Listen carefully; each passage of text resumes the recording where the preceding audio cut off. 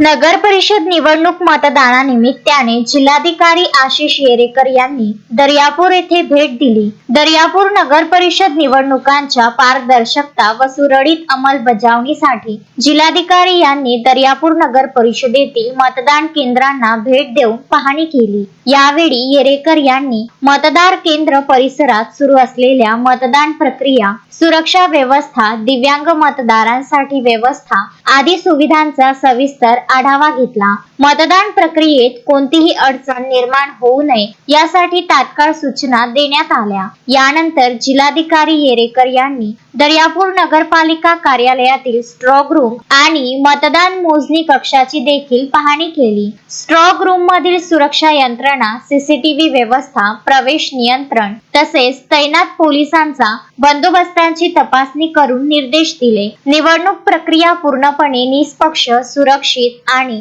पारदर्शक ठेवण्यासाठी सर्व यंत्रणांनी एकजुटीने काम करण्याच्या सूचनाही त्यांनी यावेळी केली। Vidarbha news bureau, Amravati.